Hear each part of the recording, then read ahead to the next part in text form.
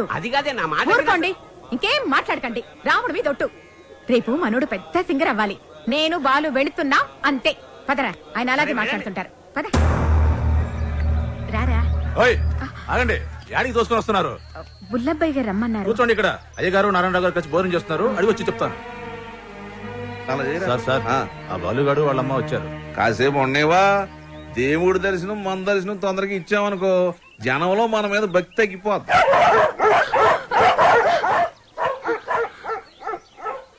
మా కుక్కలు కూడా మీరు నచ్చలేదు, అందుకని అరుస్తున్నాయి. ఊరుకోరా, ఇంత ఆవేశం ఉండకూడదు నాన్న. రేపు నువ్వు పెద్ద సింగర్ అయ్యాక ఇవన్నీ గుర్తుకు తెచ్చుకుని సంతోషించే విషయాలు. మనం మర్యాద కోసం రాలేదురా, అవకాశం కోసం వచ్చాం. అంటే బాలు బానే పాడతాడు కదండి. గురువు గారికి పరిచయం చేసి అవకాశం ఇప్పించామనుకోండి, మీ పేరు చెప్పిన సినిమాలో పాటలు పాడుకుంటాడు. నువ్వు చెప్పినట్టు గురువు గారికి చెప్పాడికి అవకాశం ఇప్పించావనుకో అనుకో. గురువు గారు ఆడికి సినిమాలో పాటలు పాడే అవకాశం ఇచ్చారు అనుకోవా. పాటకు మా బాగా పేరు వచ్చి కుర్రాలలో ఆడికి బాగా ఫాలోయింగ్ పెరిగింది అనుకోయా. ఆడు పెద్ద పెద్ద ప్రోగ్రాములు చేసి పెద్ద సింగర్ అయ్యాడు అనుకోవా. ఆడు ఆల్ ఇండియా ఫేమస్ అయిపోయి వివివిఐపీలా మన భద్రాచలంకు దర్శనానికి వస్తాడు అనుకున్నారండి.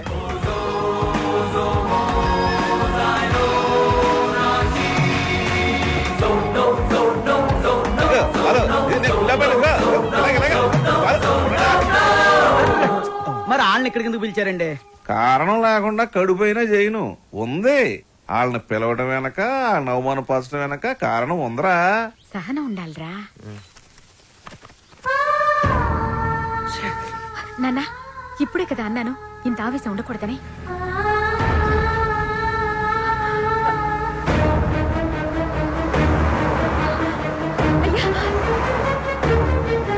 అయ్యా అయ్యా, మా అబ్బాయి బాలు అర్జెంట్ గా వెళ్ళాలమ్మా. అవతల గురుగారు దర్శనానికి వెళ్తున్నారు. మీరే రమ్మన్నారయ్యా. అన్నాను, మనకు తీరుకుండాలి, పెద్ద ఆయనకి తీరుకుండాలి. అపాయింట్మెంట్ తర్వాత చూద్దాం, తర్వాత చూద్దామా. ఏమైంది లక్ష్మి?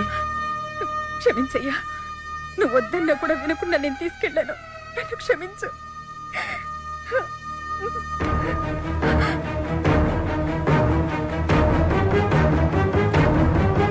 నమస్కారం నారాయణ. ఇప్పుడు పెద్ద ఆయన అలా వెళ్ళాడు, నువ్వు ఇలా వచ్చావయ్యా.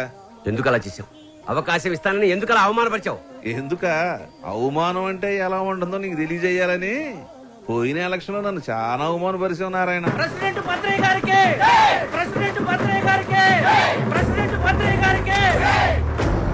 ఇప్పుడు కొట్లాడకి కుప్ప తొట్లాడకి నువ్వు ప్రెసిడెంట్ కదా.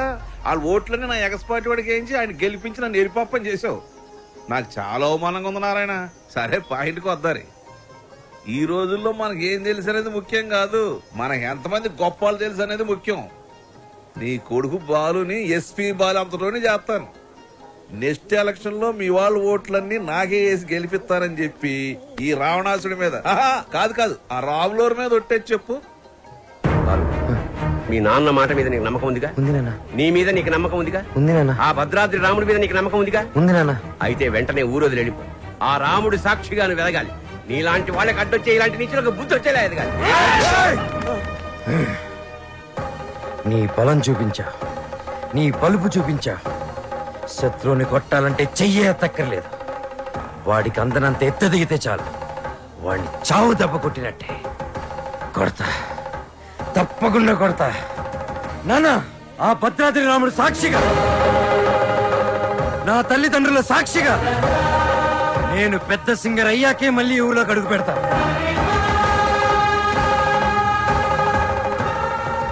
ఇంత బాధ నీలో పెట్టుకుని బయటికి మామూలుగా హ్యాపీగా ఎలా ఉండగలుగుతున్నావురా? మరి మీ అమ్మా నాన్న? అమ్మ అప్పుడప్పుడు ఫోన్ చేస్తూ ఉంటుందిరా. కనీసం ఈ సంక్రాంతికైనా ఇంటికి ఒకసారి రమ్మంటుంది. సింగర్ అయ్యేంత వరకు మా ఊరి వాళ్ళకి నా మొహం చూపించడం నాకు ఇష్టం లేదురా.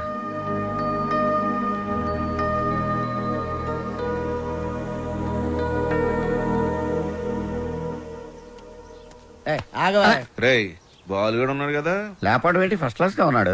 ఆడితో ఒక అమ్మాయి ఉంటది శ్రావ్య. వాళ్ళ అమ్మ బాబు ఎక్కడ ఉన్నారో తెలుసా నీకు? నన్ను చంపేసినా సరే నాకు తెల్లని వాళ్ళకి డీటెయిల్స్ చెప్పను. తెలుసు, చెప్తాను. అమెరికాలో. అవునండి, మీ అమ్మాయి ఒక అనామకుడితో తిరుగుతుంది. అవును, వాళ్ళ అమ్మ నాన్న భద్రాచలంలో పూల కొట్టును ఫోటో ఫ్రేమ్ వ్యాపారం చేస్తుంటారు. No, I don't believe it. ఏంటే నమ్మరా?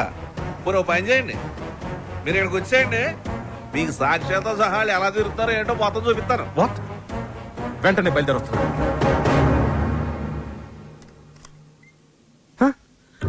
రండి రండి. నానా మీరేనా? మేమేంటేంట్రా? అలా కాదు, అంటే సడన్ గా. ఏంటి అత్తయ్య మామని బయట నిలబెట్టి మాట్లాడుతున్నావు? రండి మావయ్య, కూర్చోండి. భలే పిల్లరా, సంక్రాంతి ఇక్కడే జరుపుకోవాలని చెప్పి ఫోన్ చేసి మరీ పిలిపించేసింది మమ్మల్ని. మావయ్య, ముందు మీరు మొహం కడుకోండి. అత్తయ్య, కాఫీనా టీనా? బాలు తనంతా చెప్పిందిరా. ఏం చెప్పింది? నువ్వు వాడిన డ్రామా గురించి. వాళ్ళు నాకు చెప్పింది, నేను మీ పేరెంట్స్ కి చెప్పాను. అంటే ఒట్టేసింది మేం కాదు కదరా. ఒరేయ్, మీరంతా ఏంట్రా ఇంకా ఇక్కడే ఉన్నారు? పూర్ణ హోటల్కి వెళ్ళి టిఫిన్ తీసుకురండి. Okay okay okay. కోడలు సరిగ్గా చూసుకోవట్లేదని నలుగురిలో మాటొచ్చేదు, అవునా కాదా? మీరేంటి ఇంకా అలా చూస్తూ నిలబడ్డారు? వెళ్ళి మొహాలు కడుక్కోండి.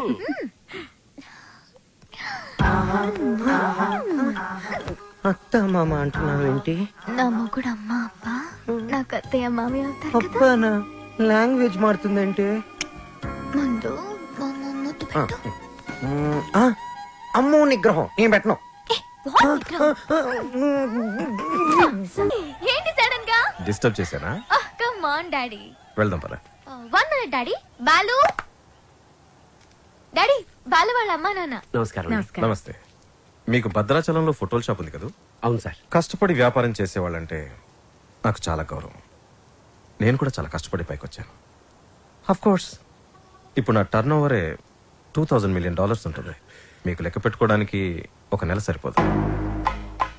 మీరు కూడా ఎదగాలనుకోవడంలో తప్పు లేదు.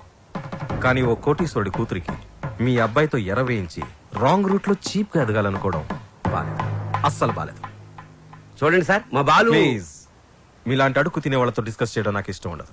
Daddy, what is this? బంగారం, అడుగు తినే వాళ్ళకి అన్నం పెట్టొచ్చు, కానీ ఇంట్లోకి తీసుకొచ్చి పెట్టకూడదు. మర్యాదగా మాట్లాడండి. ఎవరు అడుక్కునేవాళ్ళు? ఎవరు? నువ్వు మాట్లాడుకురా. ఎర్ర వేసావంట, ఎర్ర. ఏమయ్యా, నీ బిడ్డ బంగారం అయితే నా బిడ్డ వజ్రం. ఎక్కడైనా ఇచ్చేవాడిదే పై చెయ్యి. సాంప్రదాయ సంగీతం రీసెర్చ్ కి సహాయం చేయమని మీ అమ్మాయే మా వాడిని అడిగింది. ఏమన్నా, నీ డబ్బులు లెక్క పెట్టడానికి మాకు 4 రోజులు సరిపోదా?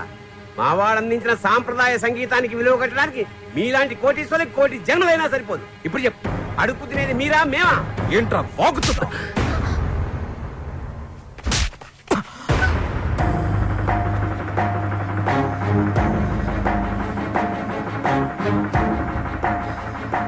శ్రావ్య నానవను ఒకే కారణం వల్ల నేను ప్రాణాలతో వదిలేస్తున్నా. అవును, శ్రావ్యని ప్రేమిస్తున్నా. మా ఇద్దరి మధ్యలో ఎవరు రాలేరు, ముఖ్యంగా నువ్వు, నీ డబ్బు.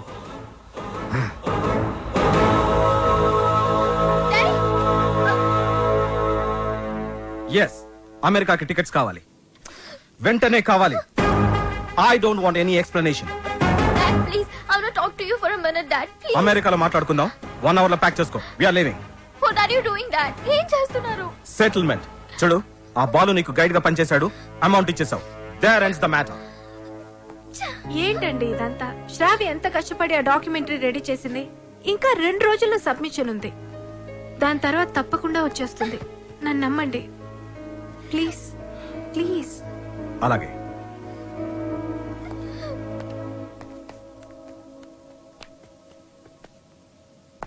మిత్రమా, చెల్లెమ్మా, అలా పిలవద్దని చెప్పు. అలా పిలిచే చనువు కోల్పోయాడు. మిత్రమా మిత్రమా అని పిలిచి మిత్రద్రోహం చేశాడు. నా కూతుర్ని పంపిస్తున్నానంటే she's in safe hands, she's in safe hands అని చెప్పాడు. శ్రావ్య ఆ బాలుతో ప్రేమలో పడుతుంటే ఏమీ పట్టనట్టు కూర్చున్నాడు. నా దగ్గర అంతా దాచాడు. అంతేలే, వీడికి పిల్లల విలువేం తెలుసు.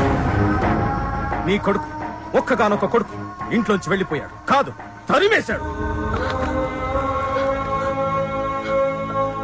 వాడెవరినో ప్రేమించాడని, పెళ్లి చేసుకున్నాడని ఇంట్లో నుంచి నిర్దాక్షిణ్యంగా బయటికి తోసేసి అన్నీ మర్చిపోయి రాతి మనిషిలో పడుతున్నాడు. కానీ నేను అలా కాదు. నా కూతురంటే నాకు చాలా ఇష్టం. ఎవరు అనామకుని పెళ్లి చేసుకుని వెళ్ళిపోతే నేను తట్టుకోలేను.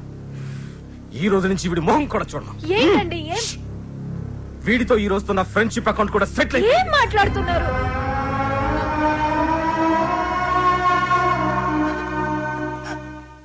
రే బాలు, ఇవేవి మనసులో పెట్టుకోకరా. బాలు, రేపు నువ్వు పాటల పోటీలో గెలవాలని ఆ భద్రాద్రి రాముడికి అర్చన చేయించడానికే వెళుతున్నా. ఉండు, నేను వెళ్ళి వాటర్ బాటిల్ ఇస్తాను. నాన్న, నువ్వు భద్రాచలానికి ఒంటరిగా రావద్దు. ఆ శ్రావ్యతోనే రావాలి, సరేనా? మీ నాన్న వస్తున్నాడు, జాగ్రత్త నాన్న. ఇదిగోనే. వెళ్ళొస్తానరా. అలాగేమ్మా. ఒరే, నువ్వు తప్పకుండా గెలుస్తావు. ఆ భద్రాద్రి రాముడే నీకు అండగా ఉంటాడు. అలాగే నాన్న.